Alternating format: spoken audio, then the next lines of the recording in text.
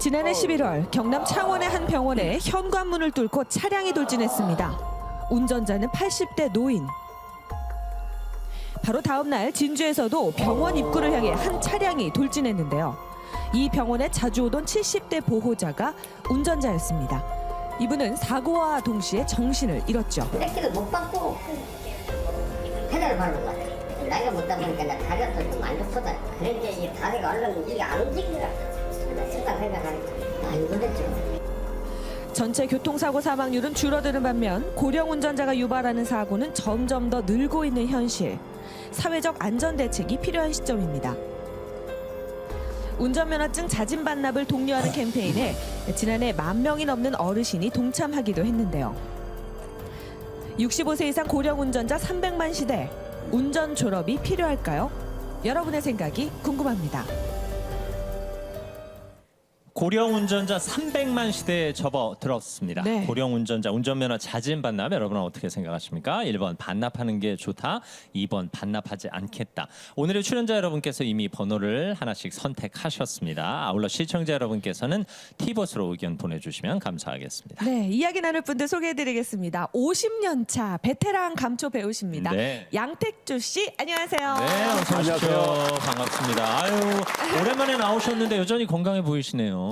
예. 네. 근데 오늘 나 여기 왜 불렀어요? 아니 건강해 보이셔서. 네. 아니 내 나이가 이제 81인데 앞으로 40년을 더 살 것 같은 내 물가네. 맞죠? 네, 그럼요. 그럼 앞으로 아기도 낳고 그러면 네. 내가 그러면 차 운전하고 그러고 애 태우고 다녀야 되는데 그러나 나는 운전대 놨습니다.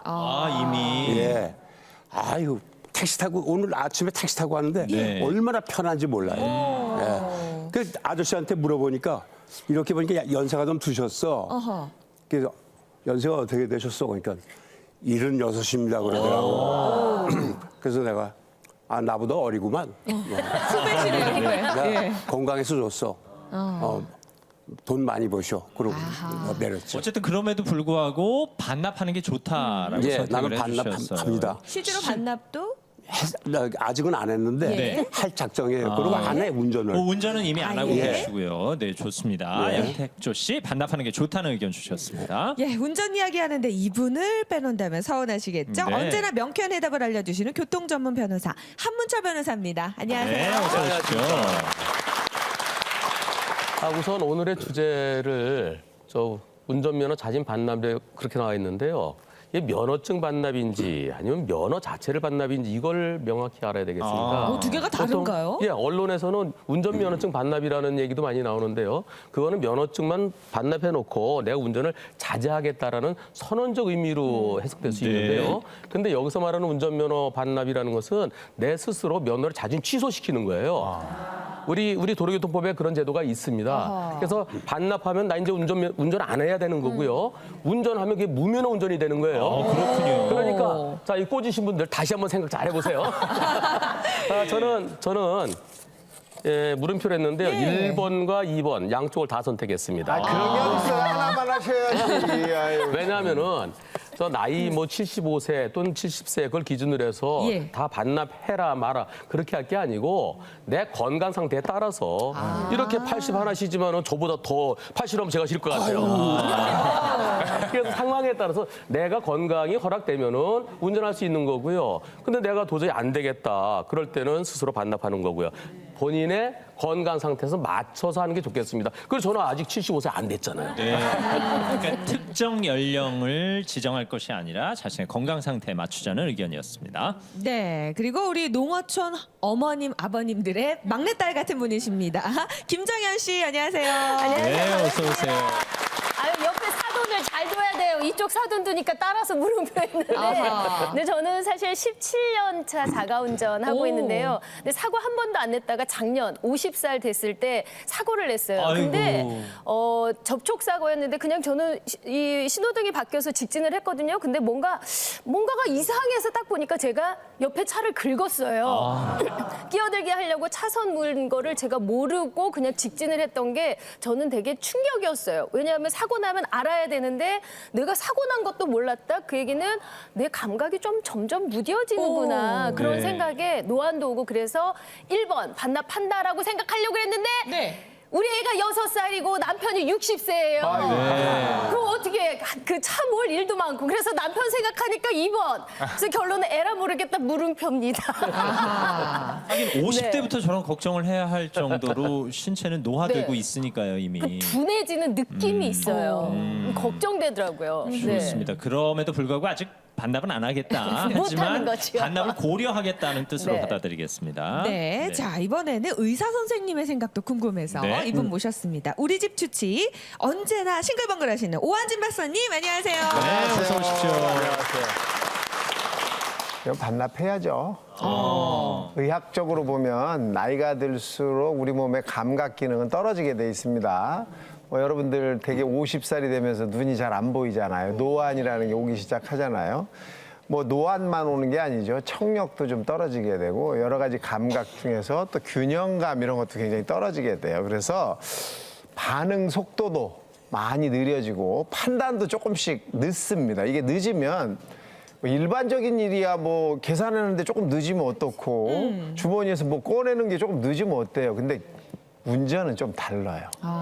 이 운전은 나뿐 아니라 다른 사람한테까지 문제를 유발할 수 있기 때문에 연세가 드시고 내가 이런 지금 말씀하신 것 같이 판단이 조금 느려졌다든지 나도 모르게 뭐 문제가 생겼다든지 이런 걸 느꼈을 때는 그만하는 게 옳지 저 아직은 해야 않을까요? 돼요. 아직 운전해야 돼 저는. 어쨌든 방심하면 안 되는 예. 얘기죠. 건강 문제에 대해서는 남에게 피해는 주지 말자라는 차원으로 말씀하셨습니다. 네, 자 이분은 또 자동차에 대한 애정이 남다른 것으로 알고 있습니다. 배칠수 씨 나오셨네요. 안녕하세요. 안녕하세요. 네, 어서 오십시오. 운전 좋아하시죠? 아, 저는 글쎄, 그렇죠. 근데 이게, 예. 지금 오한진 박사님 얘기에 제가 조금, 왜요? 그게 있는데, 글쎄 모르겠어요. 사실 요새 60대 정도 되시는 분들한테 노인 얘기하면 혼나잖아요. 그럼요. 이게 예전하고 그런 뭐랄까요. 나이를 우리가 인식하는 뭐 이런 것들 많이 달라졌고, 개인차가 또 있지 않습니까? 개인차. 그래서 저는 뭐 다른 얘기 차치하고 일단은 이렇게 고수하는 걸로 가고, 제가 체력을 열심히 좀 관리를 해가지고 제 자체 판단으로 제가 네.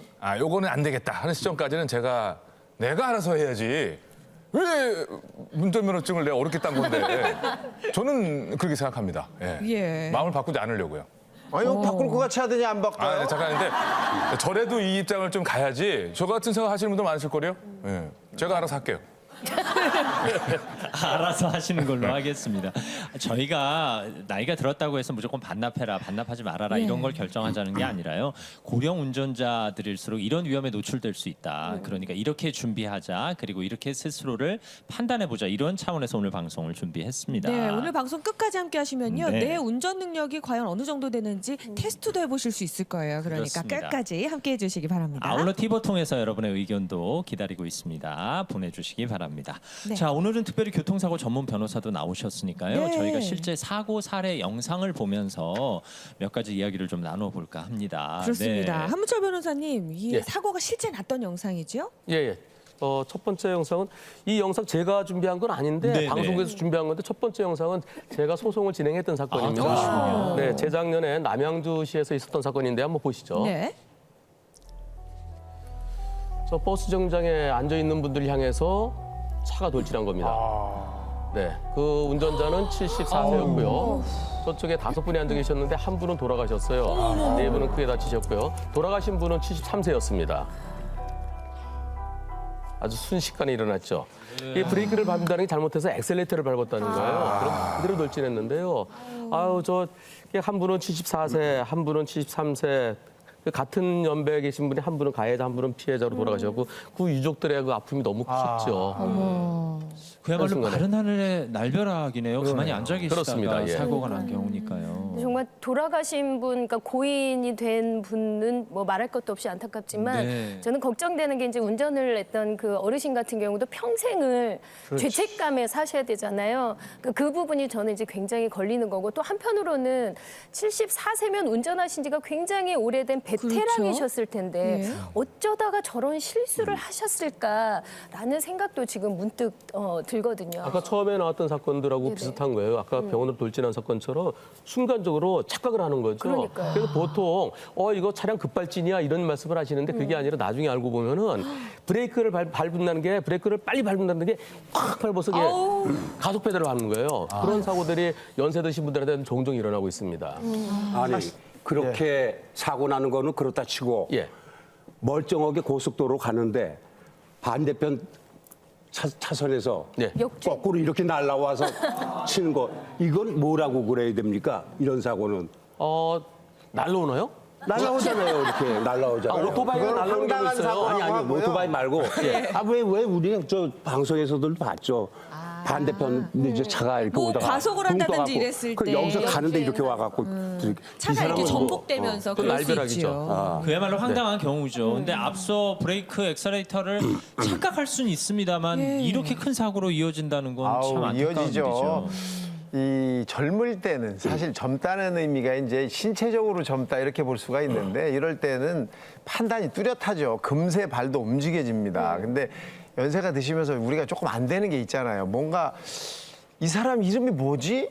생각 안 날 때 있고. 네. 그리고 뭔가 이제 내가 설명을 해야 될 일인데 생각이 안 나. 그거 있잖아, 그거. 너 그거 거시기. 생각 안 나? 거시기. 거시기. 우리가 그러잖아요. 이게 똑같아요. 판단 능력이 살짝 떨어지는데 그 시기가 아주 중요하고 아주 정말 위험할 수 있는 시기에 그런 판단에 미스가 오면 이런 큰 사고가 생길 수 있는 거예요. 그러니까 이게 나이가 든다는 게 베테랑이 돼가는 과정이긴 한데 그 과정 중에 이런 부분에서는 문제가 생길 수 우리가 있다는 흔히 거죠. 몸의 기억이라는 말을 하잖아요. 어려서 배운 자전거 탈 수 있는 것처럼, 그렇죠. 또 어려서 배운 춤 아직도 기억하는 것처럼.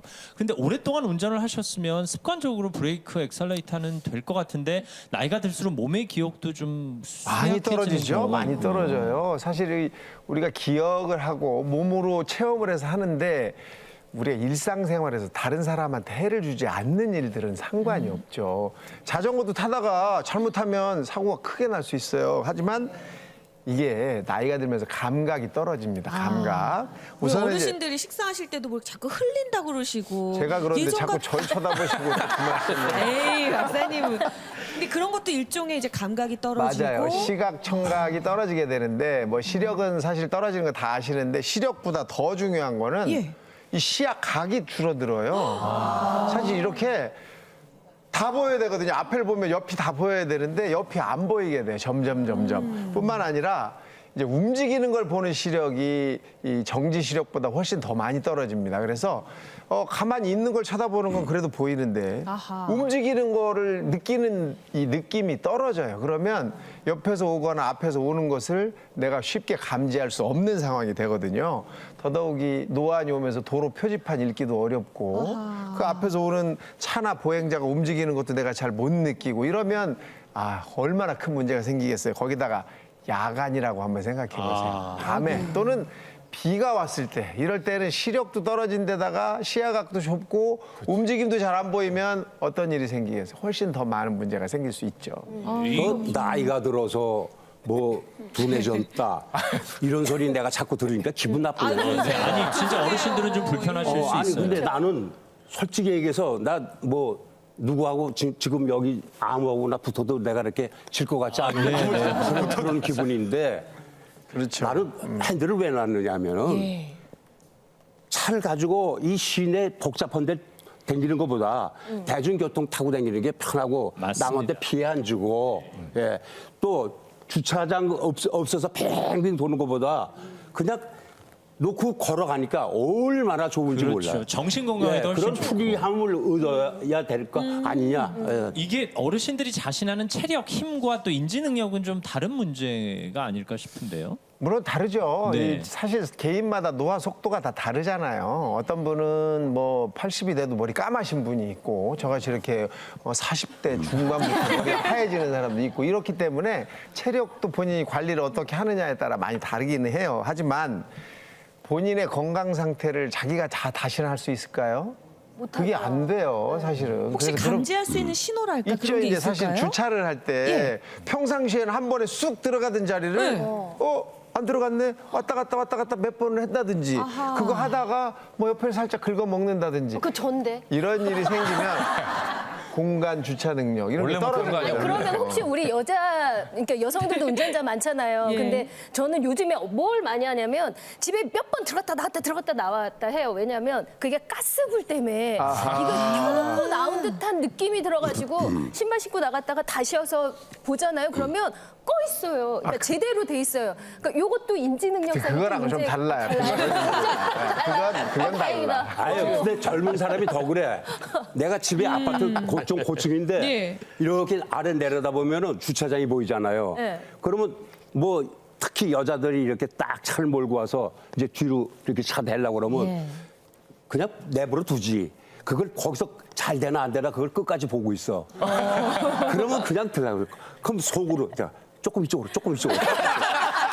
마음속으로. 네.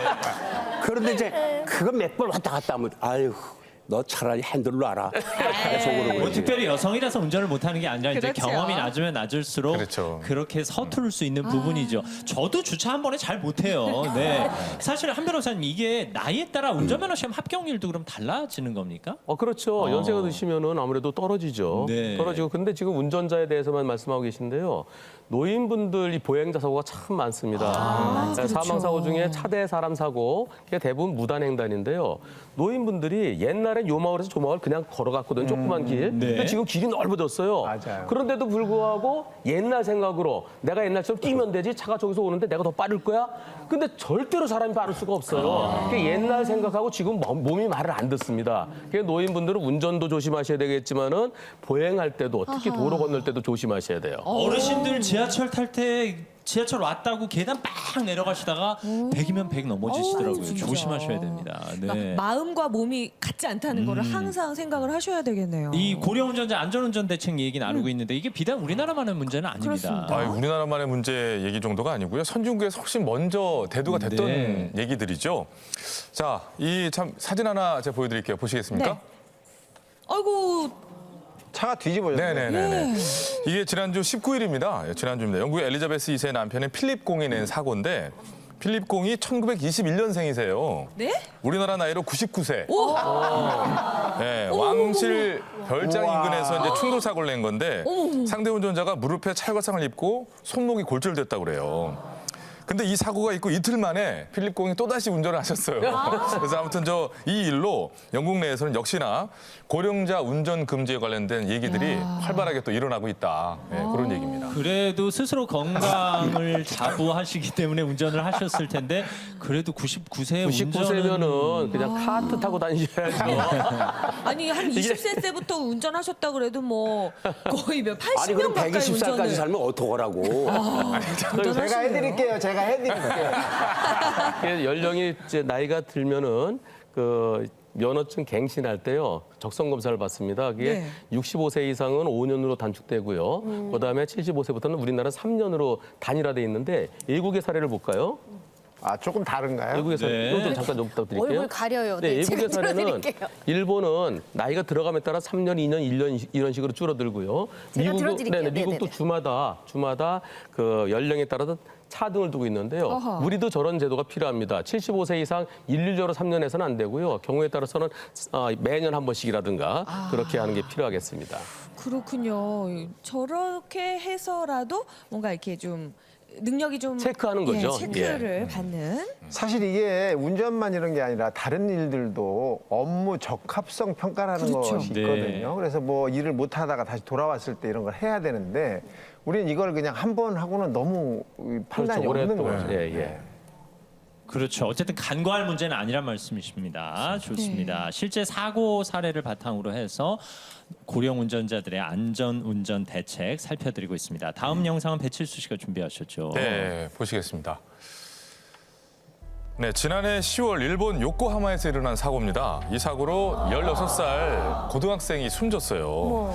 이 50대였던 버스 기사는 사고 직전에 의식을 잃었는데요. 평소 수면 시 무호흡증후군을 앓고 있던 것으로 밝혀졌습니다. 또 지바현에서도 66살 된 기사가 버스 운행 중에 숨졌는데요. 운전 중에 심근경색을 일으킨 것으로 나타났습니다. 일본에서는 지난 5년간 이러한 사고가 60여 차례나 발생했다고 하네요. 저런 사고가 일본만의 문제는 아니고요. 우리나라에서도 종종 일어나는데요.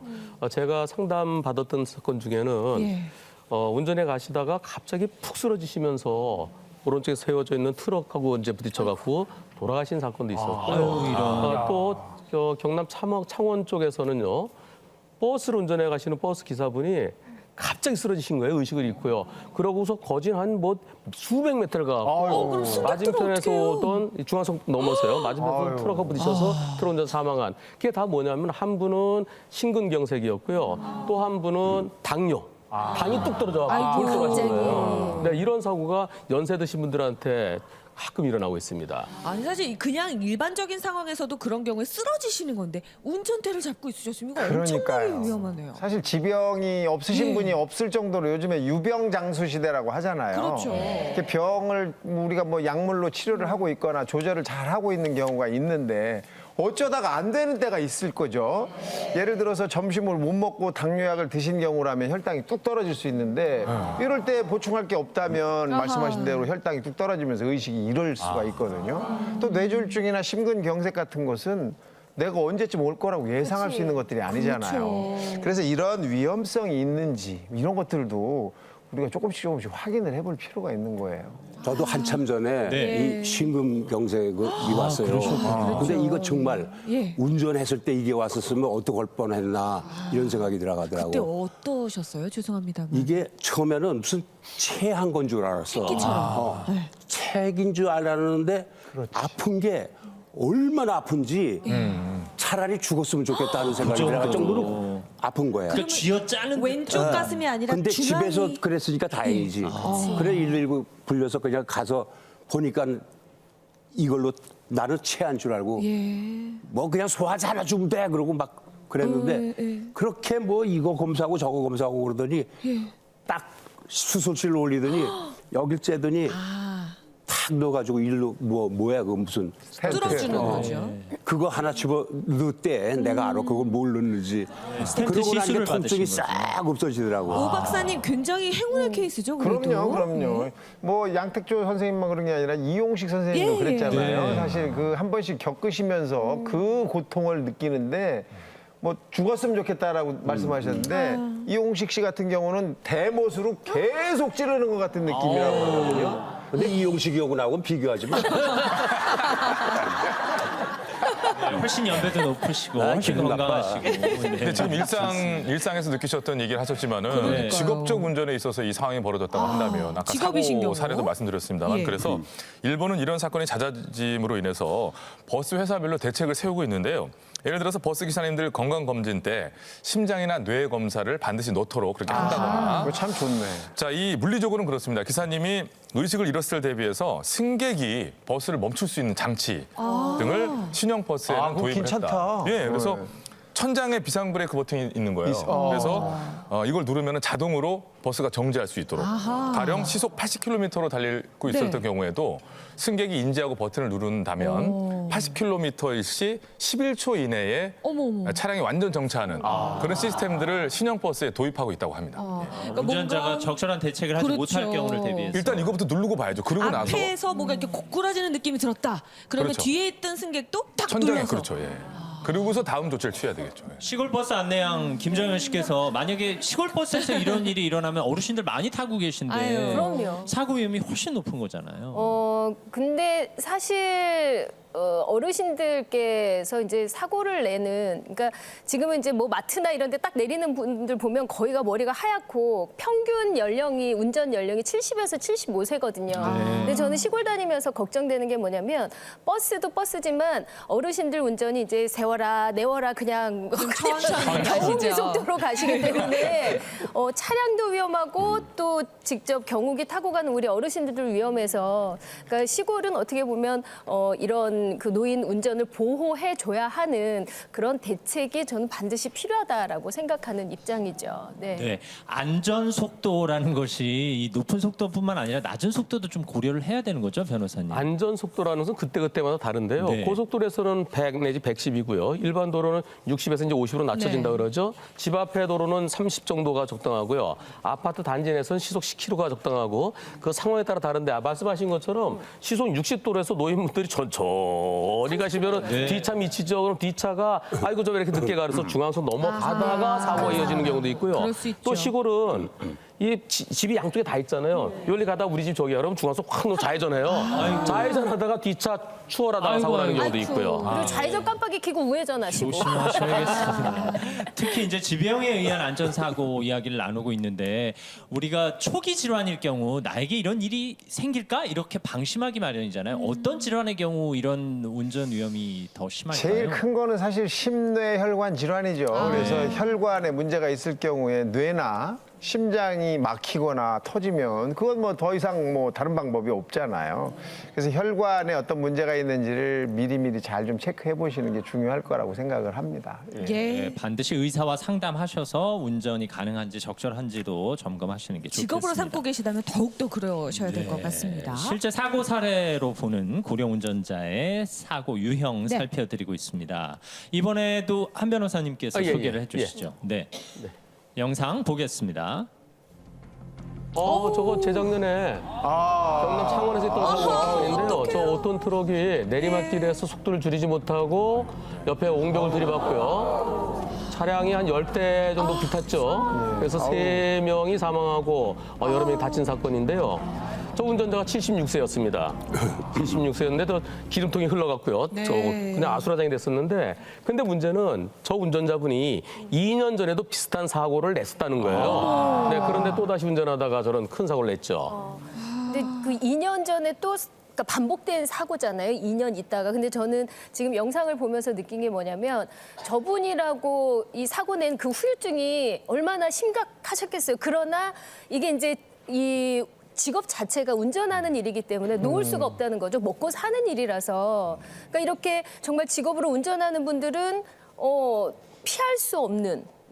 그러니까 이게 참 아이러니하지만 참 안타깝다는 생각이 들어요. 생계형 네, 운전자의 경우는 생계형이기 운전을 때문에. 포기하실 수가 그게 없으니까. 생업이기 때문에. 네. 그러니까 그렇죠. 개인 택시 하시는 분들이나 또는 네. 화물차 운전하시는 분들은 개인 사업자니까요. 네. 내가 정년이 없잖아요. 그쵸. 보통 이제 개인 택시 하시는 분들이 아유 우리 내 건강만 하면 얼마든지 할 수 있어. 그런데 어느 순간에 나도 모르는 사이에 건강이 떨어진다는 거죠. 그렇죠. 이게 서서히 그 징조가 오면 괜찮은데 오늘 왜 그렇지 그렇지 그렇게 나갔다가 사고 난 그런 경우가 종종 특히 있습니다. 택시 운전하시는 분들이 이제 심야에도 운전하시고 또 뭐 3일에 한 번 쉬시고 불규칙적인 생활을 하실 수밖에 없기 때문에 낮밤 바뀌기도 하고요. 특별히 건강 관리에 신경 쓰지 않는 한 조심하셔야 되겠습니다. 그리고- 실제로 택시 운전자의 연령대는 높아지고 있는 상황이라면서요. 예, 맞습니다. 그리고 아까 그 저 트럭 운전 기사분 얘기도 말씀하셨지만은 2년 전에 사고가 나시고 나서 얼마나 사실 조심하셨겠어요. 그럼요. 그렇지만 불가항력적인 부분이 있다라는 거죠. 나이 들므로 인한 그런 부분이 참 안타깝다고 생각이 들고 지금 얘기하신 대로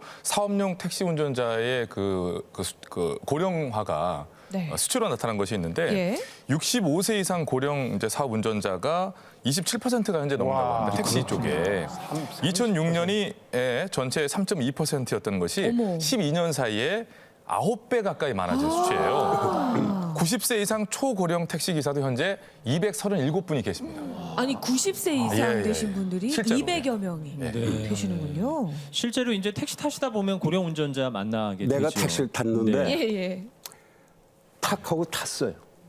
근데 보니까 돋보기를 이렇게 두꺼운 돋보기를 끼셨어. 그리고 또 키가 작아갖고 예. 요 창에서 이렇게 이만큼 나와야 되는데 이게 요렇게 돼 있어요. 그럴 수 있죠. 예. 그리고 이게 두네. 그러니까 뭘 누르는 것도 이렇게 이러고 가서 누르고. 내비게이션. 야, 이건 내릴 수도 없고.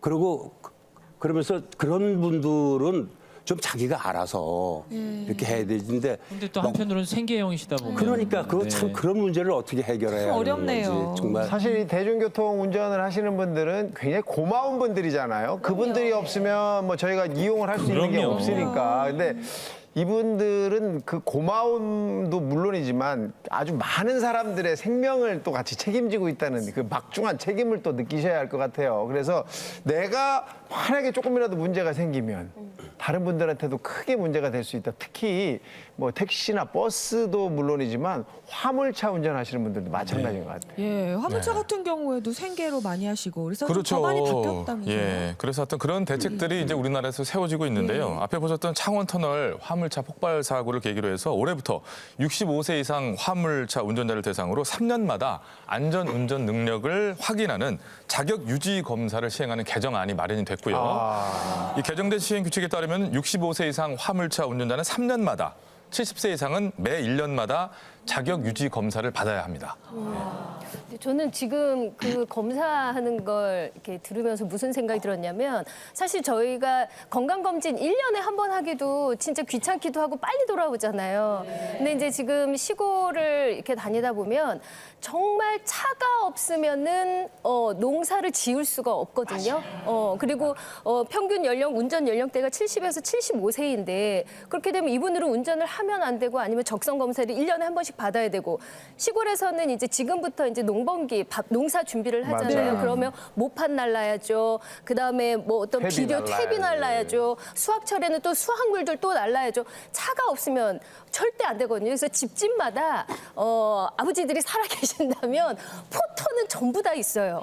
근데 이분들이 어떻게 1년마다 검사를 받고 귀찮아서도 안 하실 것 같기도 하고 조금 우려는 되기는 하거든요. 그래서 결론은 만약에 이제 고령 운전자에게 뭐 운전면허를 반납하시오라든지 운전하시면 안 됩니다라고 한다면 시골은 멈출 수밖에 없다라는 생각이 제가 드네요. 그러네요. 일단 사실 솔직한 심정이시고 상황 현실이 네네. 그렇다는 말씀이시죠. 그러니까 직업적 운전이라는 것의 한계, 범위를 어디까지 둘 거냐가 어느 순간 모호해지는 경계가 있어요. 그러네. 그 부분이 참 중요한 부분인 것 그렇네요. 같아요. 조금 전에 생계형이라는 말씀하셨잖아요. 근데 그것을 내가 벌어서 가족들을 먹여 살려야 되는 그런 분들도 계시지만 어떤 분들은 연세 드셔 요즘 특히 개인 택시를 정년퇴직한 다음에 개인 택시 하나 사서 운전하시는 분들도 많아요. 그래서 저 차 많이 안 다니는 시간에 좀 나갔다가 또 들어와서 좀 쉬었다가 또 오후에 또 나갔다 들어오시고 그럼 한 달에 한 150에서 한 200 정도는 번다 그러거든요. 그럼 괜찮죠. 그런데 문제는요. 그런 분들이 연세가 드시면서 잠깐 깜빡하다가 사고를 내서 사망 사고로 이어질 수도 있고요. 또는 그러면 안 그 되지만. 여러 사람이 한꺼번에 다칠 수도 있어요. 예. 그랬을 때 이 벌점이 누적되거나 한 사건으로도 벌점이 많아지면은 면허가 취소될 수 있습니다. 그렇죠.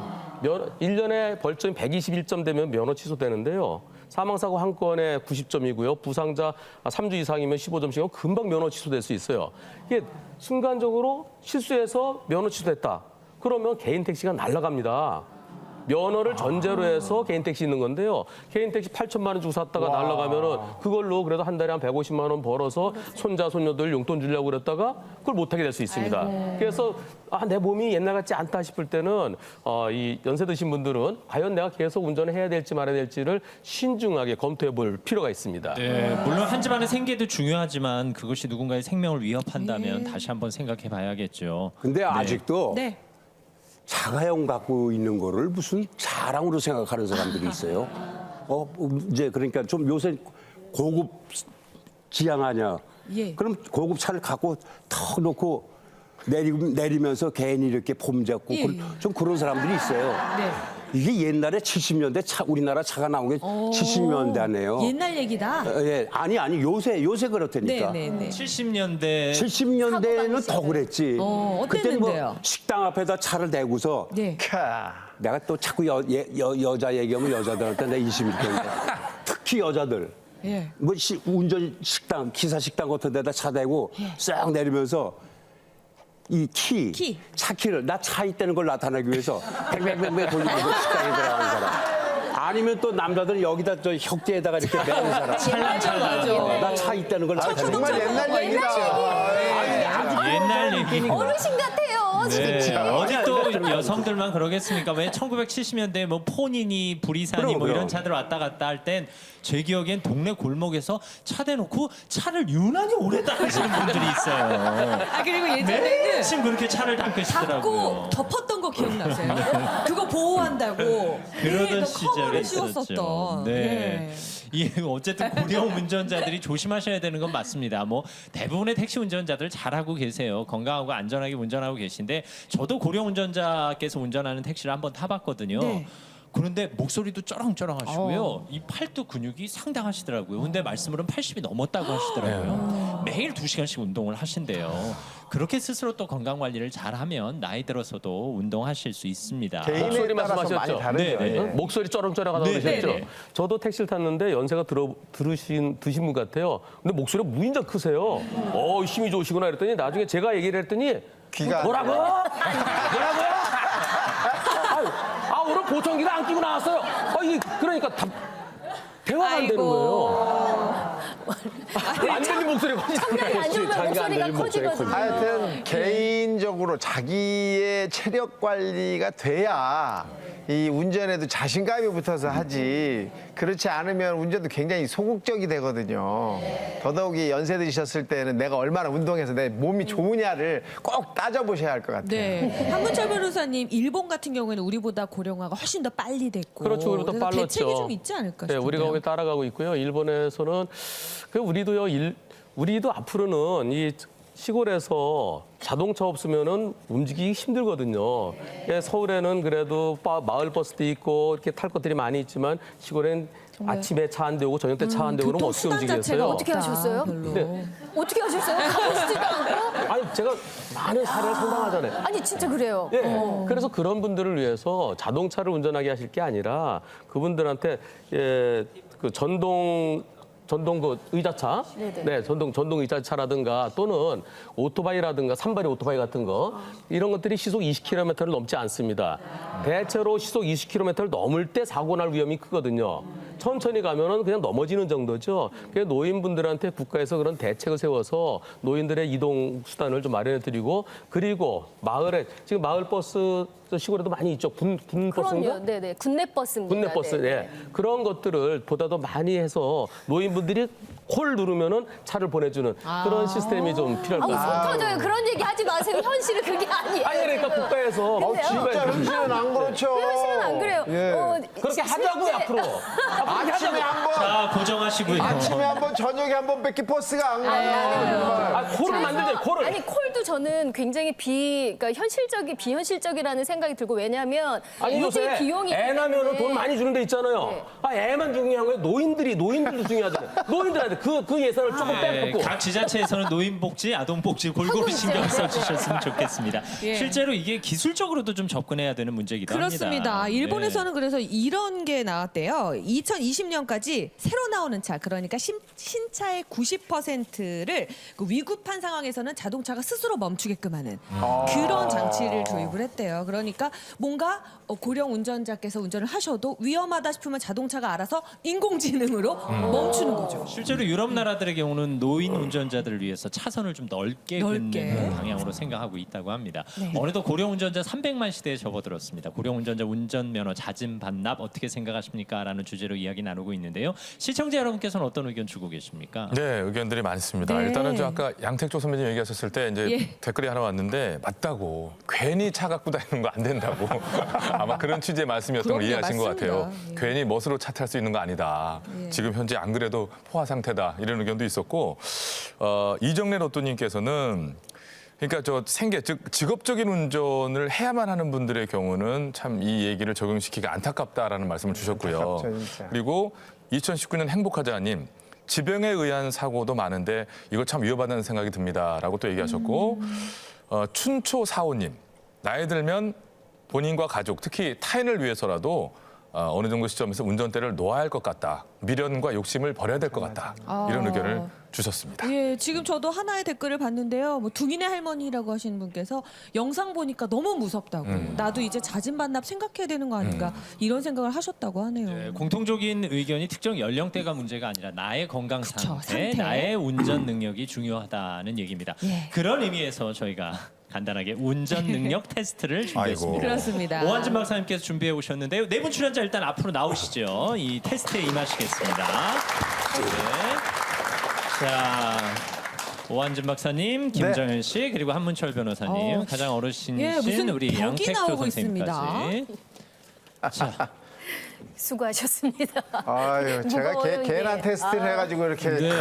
큰 소품이 나왔네. 오한진 박사님께서 어떻게 예. 할까요? 우선 첫 번째 해볼 것이 시야각 테스트라고 그래서 여러분들의 시야가 얼마나 정상적으로 유지되고 있느냐 줄어들었느냐를 보는 거예요. 사실 운전이라는 것은 감각의 종합적인 이 일이잖아요. 뭐 한 가지만 가지고 하는 게 아니니까. 첫 번째가 이제 시야각인데요. 시력은 뭐 여러분들 대부분 알고 계실 테고 안경으로 대부분 복구가 되는데 걱정돼서. 시야각은 여러분이 한번 확인해 보셔야 돼요. 집에 계신 분들도 한번 확인해 보세요. 네. 저같이 이렇게 반드시 서서 벽에 등을 대시고 혹시 이거 안 좋다고 해서 운전면허 뺏기거나 이런 거 아니죠? 너무 긴장하지 마세요. 팔을 예. 완전히 그만 좀 떠들어요. 우리 아침마당 시청자 여러분도 집에서 한번 지금 그럼요, 해보시면 그럼요. 좋겠습니다. 머리를 벽에 대시고 정면을 응시하시면서 엄지손가락을 이 벽에 이제 손을 대시고 네. 엄지손가락을 한번 이렇게 올려보세요. 그리고 그 엄지손가락이 앞을 보고 있는데 보이는지 한번 아까 해보세요. 엄지를 좀 까딱까딱 안 움직여볼까요? 보이시죠? 저는 안 보여요. 전 배칠수 씨 우리- 팔이 예. 보여요. 그래. 어머니들도 어느 해보셔도 정도 되겠네요. 앞으로 한 손으로만 나와야 하셔도 보이는지 돼요. 한번 해보세요. 저는 이 정도 나와야 보이거든요. 각도가 좀 있네요, 진짜. 조금 저는 이제 줄은 거죠. 사실은 정상적이신 분들은 이 180도 이게 다 보이셔야 돼요. 보이세요? 보입니다. 보이시는군요. 오. 보이십니까? 저는 배칠수 씨 팔이 내 거는 엄청 한 변호사님 보이세요? 아니 이게 보이는 자체가 이상할 것 같아요. 이게 어안 렌즈라고 있어요. PCI. 어안 렌즈 같은 보이지만 이게 이렇게 보여야죠. 아니 사람은 여기까지 보입니다. 사실 누나를. 저는 여기까지 보여요. 그러니까요. 보이세요? 네, 원래는 이- 180도를 이렇게 넘어서도 보일 뒤로 수가 간 것까지. 있거든요. 원래 예. 운전면허 자격이라는 게 네. 동시에 전후, 좌우, 상하 이걸 한눈에 봐야 돼요. 그건 잠자리예요, 잠자리. 글쎄 그러니까 잠자리나 그렇게 보죠. 사람이 그런 능력이 없으면 운전하지 말라 이거지. 양 선생님 어디까지 보이세요? 아니 나 이 손은 보이는데 한번 앞으로 더 이제 손가락이 손은 보이는 보이는데. 데까지. 조금씩 빼보실까요? 이렇게 여기서 손가락이 보여요. 여기서 그래도 굉장히 손가락이 보여요. 건강하신 편이신 거예요. 여기서 손가락이 보여요. 이게 사실 이렇게 하면 외국에서는 손밖에 안 보이고. 이게 예. 자꾸 좁아지셔서 이 정도밖에 안 되신다는 뜻은 이쪽에서 들어오는 차가 이만큼 그렇겠네요. 들어와야 보이기 시작한다는 그렇겠어요. 뜻이거든요. 그래서 좌회전이나 우회전 할 때 이 차를 늦게 확인하기 때문에 사고가 날 가능성이 높다는 겁니다. 젊다고 방심하지 말고 저도 꼭 이거를 해서 그래서 이게 만약에 이렇게 연습을 좁아져 해보겠습니다. 있는 분들은 예. 운전하실 때 반드시 고개를 돌려서 남들보다 덜 보이니까 조금 더 돌려서 노력을 보셔야 해야 한다는 되겠네요. 거죠. 박사님 이거 너무 재밌어요. 막 다 보여. 네. 근데 이게 그렇네요. 제가 보이는 이유를 알았어요. 왜요? 눈이 이상해요. 평소에 눈치를 많이 봐가지고. 역시 근데 김재현 아나운서도 노안도 없어요. 노안이 없어요. 자, 시야각 테스트 함께 하셨고요. 다음 테스트는 어떤 게 두 있을까요? 번째가 이제 청력 테스트입니다. 청력. 여러분이 얼마나 잘 들리시는가인데 사실 청력은 조금 떨어져도 운전하는 데는 큰 지장은 없는데 이것도 이제 감각적인 거기 때문에 떨어지면 조심을 조금 하실 필요가 있어요. 우선 귀를 이렇게 막으세요. 막고 양귀를 다 막고 뭐라고요? 하고 소리를 내보세요. 각자 하는 거예요. 각자 하고 내리고 말을 들은 다음에 다시. 자 이렇게 막으시고 울리는 소리가 해보시면 들리네요. 양쪽 귀의 기능이 정상적이신 분들은 소리가 똑같이 들립니다. 똑같은 크기로. 자 그다음에 한쪽을 떼세요. 한쪽을 떼고 해보세요. 어느 쪽이 더 잘 들리세요? 막은 쪽. 그래요? 가운데서 들리는데? 가운데서. 저쪽을 막아보세요. 잘 들어보시면 네. 막은 쪽이 더 크게 들립니다. 예, 그게 정상적인 거고요. 이게 이제 잘못되어 있는 경우에는 내가 청각도 잘 못 들을 수 있어요. 왜냐하면 차가 옆에서 오는 소리도 있잖아요. 이 소리도 들을 수가 있는데 이게 먼 소리인지 가까운 소리도 우리가 판단할 수 있지만 내 귀가 잘못돼 있으면 오른쪽에서 나는 소리인지 왼쪽에서 나는지 모를 수가 있거든요.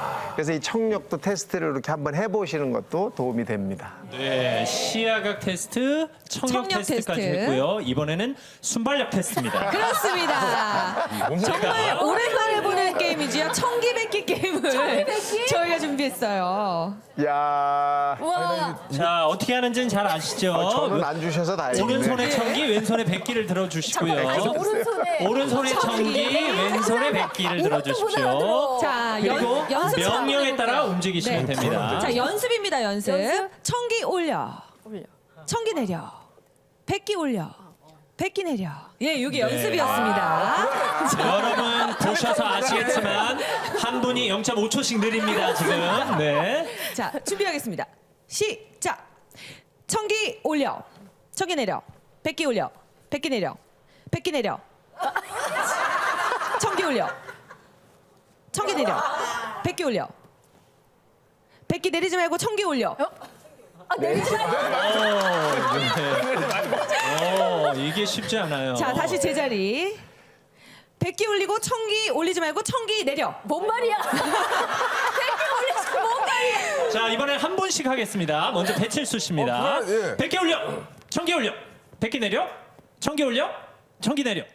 백기 내려. 백기 올려. 청기 올려. 느려요, 느려. 아니 근데 정확해요. 느려도. 네. 괜찮네요. 초제 중에서 지금. 네. 자, 이번엔 김정현 씨입니다. 백기 올려. 백기 내려. 백기 올려. 백기 내려. 청기 올려. 청기 내려. 청기 내려. 청기 또 내려. 청기 올려. 백기 올려. 백기 내려. 백기 내리지 말고 청기 올려.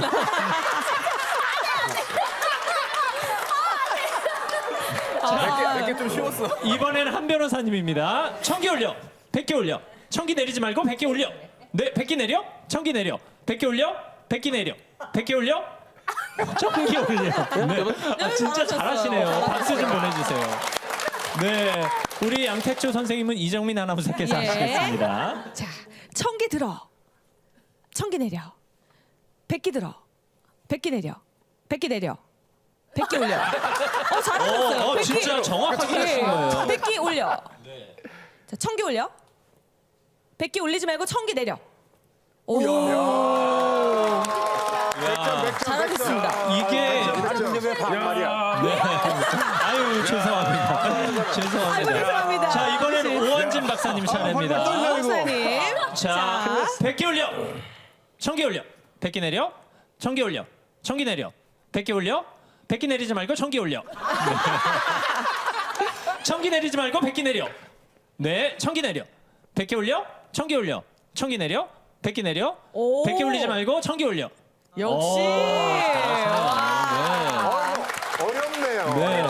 이 순발력 테스트가 왜 중요한 거예요, 박사님? 왜 중요하냐면요. 네. 응급 상황에서 대처가 굉장히 중요하잖아요. 갑자기 물체가 나타났을 때 브레이크를 밟아야 되는데 브레이크가 아니라 악셀레이터를 밟으면 그때는 큰 사건이 생길 수 있잖아요. 구별할 수 그렇기 때문에 이 구별 능력, 판단 능력, 대처 능력에 이 적응력이 아주 중요합니다.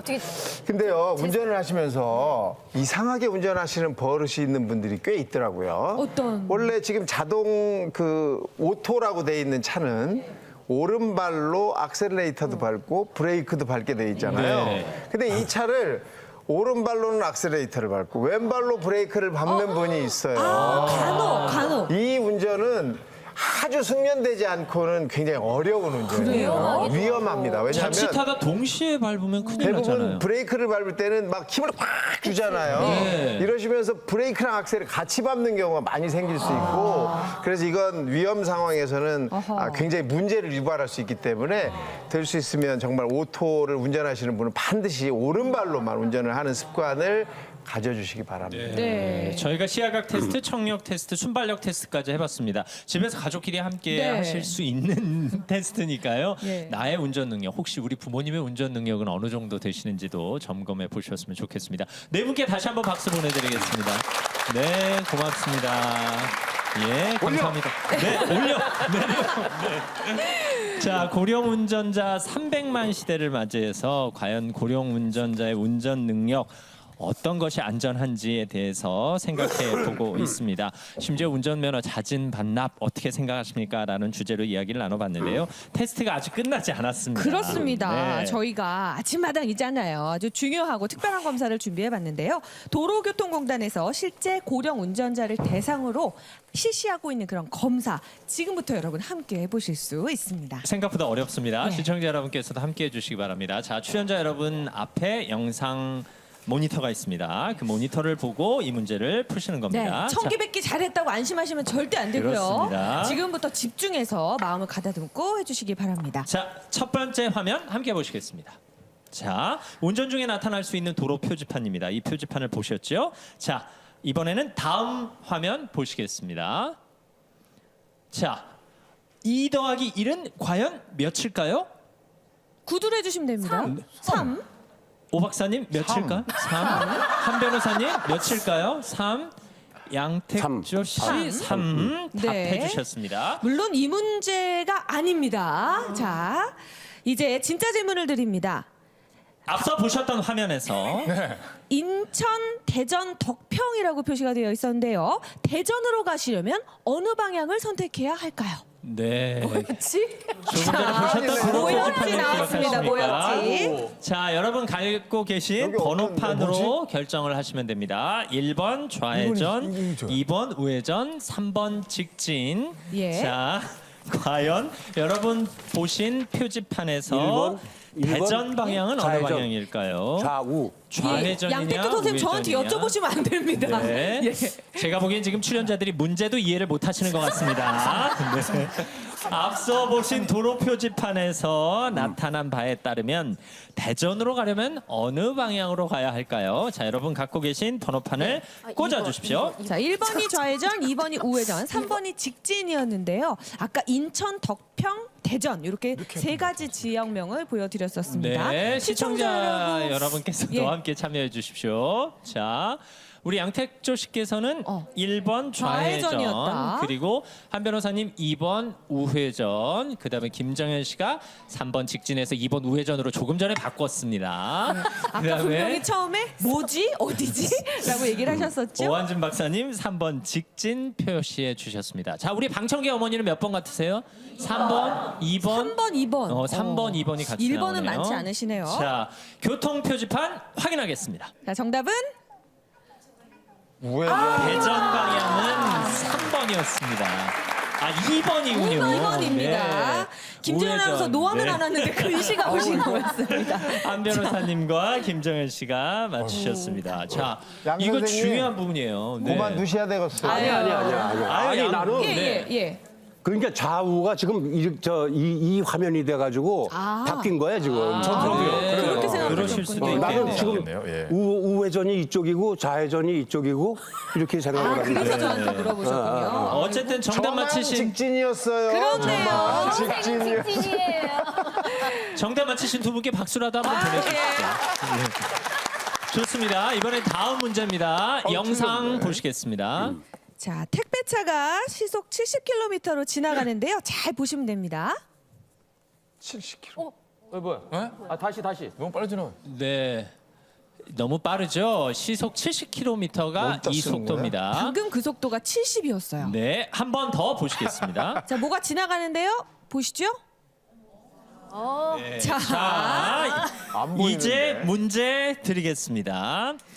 방금 보신 택배차에 적혀 있는 번호는 몇 번이었을까요? 자, 1번 뭐야? 3027, 2번 번호를 하는 4026, 거야? 3번 3026. 심지어 어떤 분은 번호가 있었어? 이러시는 분들도 있습니다. 자, 지금 뭐가 지나갔냐 이런 분도 계시지요. 자, 어떤 게 정답일까요? 진짜 어렵다. 아하, 양택조 선생님만 3027 하셨고 나머지 분들은 3026 해주셨네요. 네, 자, 화면 다시 보시겠습니다. 확인하겠습니다.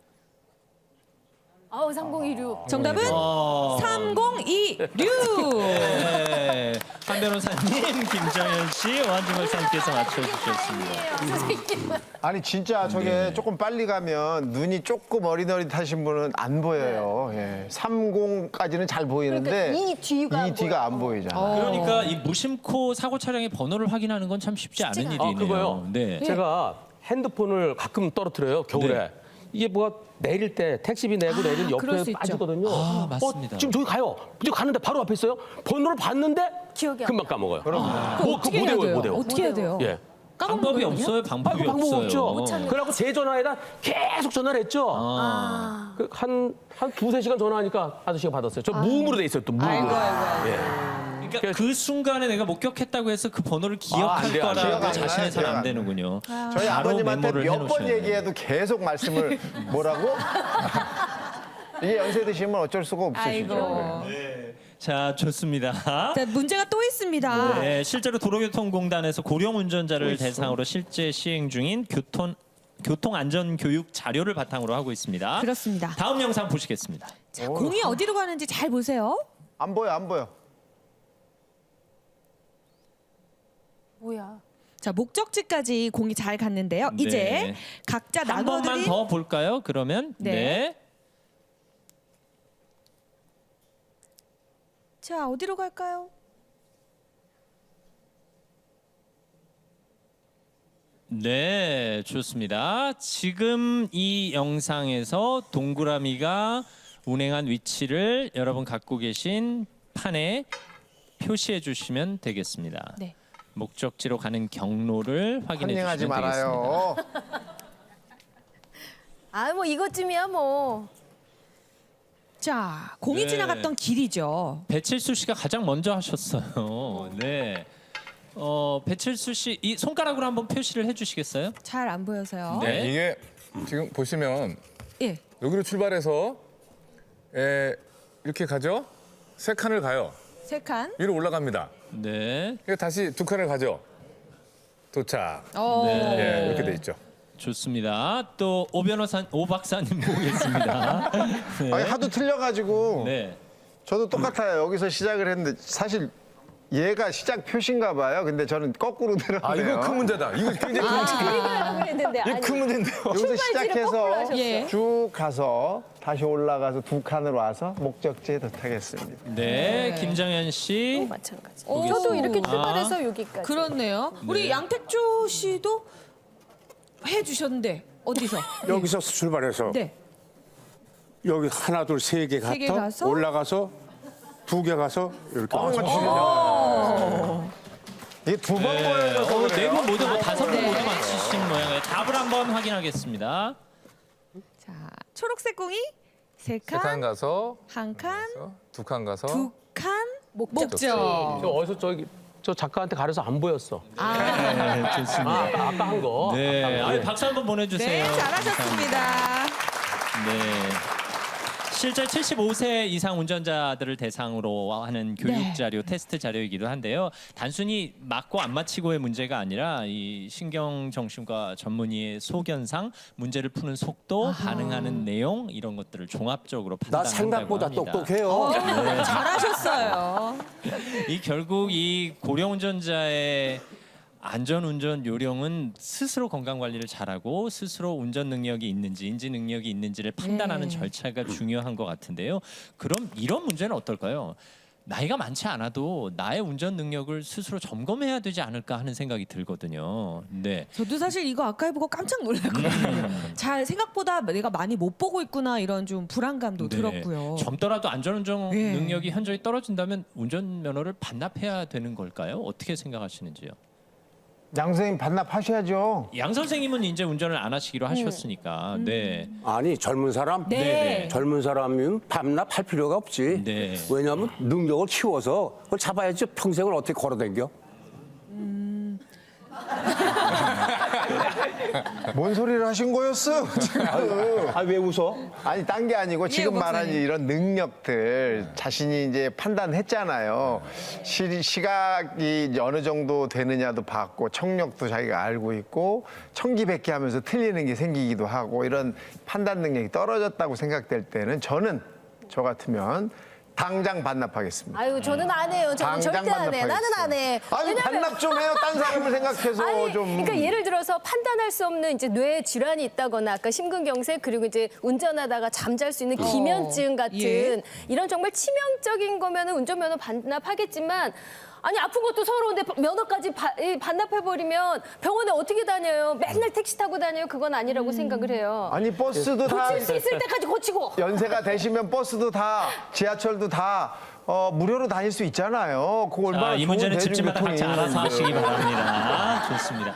사실 저는 운전보다는 대중교통을 주로 이용하는 편인데요. 제가 운전을 안 하는 이유는 인지 능력이 떨어져서라기보단 운전을 하다 보면 이렇게 심리적으로 화가 나는 상황이 많아서 나의 정신 건강을 위해서라도 운전을 안 하는 게 좋다고 생각을 하거든요. 실제로 우리의 정신 건강 측면도 좀 고려를 해줘야 되지 않을까 굉장히 싶어요. 많죠. 지금 네. 우리나라를 분노 공화국이라고 하잖아요. 그죠? 너무 이제 그런 화나는 일이 많다 보니까 정서적으로 불안정해지고 이걸 표출을 너무 심하게 합니다. 이거 사실 연구가 다 돼 있는데요. 우리가 사회적으로 실패를 연속적으로 3번 이상 하면 분노가 저절로 생기게 돼 있어요. 그래서 이 분노가 생기게 되면 우리 몸에서 염증 세포가 많이 만들어져 가지고 그게 뇌로 가면서 행동 장애가 일어나는 거거든요. 그래서 싸움을 하게 되는 거예요. 이게 과학적으로 다 증명이 돼 있기 때문에 운전하시면서 자꾸 내가 가는 길을 누군가가 끼어들어서 내가 화가 나고 그게 서너 번 되면 이제 못 참게 되는 거거든요. 그래서 이런 일들을 미리 피하는 게 차라리 좋지 않을까 하는 생각도 있어요. 사실 스트레스를 많이 받으시는 분들이라면. 여러 분노 가지 조절 상황 장애 고려하셔야죠. 분노 조절 장애까지는 안 간다 하더라도 순간적으로 화가 나는 경우가 있어요. 내가 우회전해야 되는데 그건 직진도 되고 우회전도 돼요. 예. 신호에 걸려 차가 서 있어요. 뒤에서 비켜 빵빵빵빵빵빵. 앞에 차가 안 가. 나가면 내가 걸리잖아요. 단속에 걸리잖아요. 안 가고 있으니까 나중에 쭉 쳐갖고 딱 앞을 갈아먹었어요. 그 차에서 내려서 막 욕을 해요. 그 경찰이 와서 그걸 어떻게 됐느냐. 보복 운전으로 벌금 500만 원 냈고요. 네. 그리고 또 면허 정지 100일 됐고요. 그리고 또 나를 갖다가 나한테 욕하고 날 협박한 것에서 또 민사소송에 또 400만 원 물어줬고요. 한 방에 900만 원 날라갔습니다. 이 방송에서 예. 꼭 제가 한마디 해드리고 네, 싶은 네, 말이 한 있어요. 말씀. 신호등이 있어 이제 대기하잖아요. 그러면은 고간에 네. 거기서 뭘 카톡을 보내는 사람이 짧은 시간에. 근데 신호가 직진이 떨어졌는데 안 가고 있어.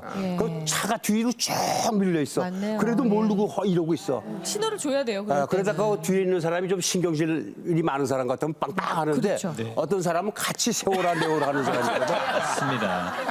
저희가 오늘 이거 고령 이게 정말 문제예요, 운전자들의 이거. 안전 운전 대책에 대해서 이야기를 나눠봤습니다만 고령 운전자만의 문제가 아닙니다. 맞습니다. 우리 모두 안전 운전을 할 수 있도록 만전을 기해야 되겠습니다. 오늘 좋은 말씀해주신 네 분께 박수 한번 부탁드리겠습니다.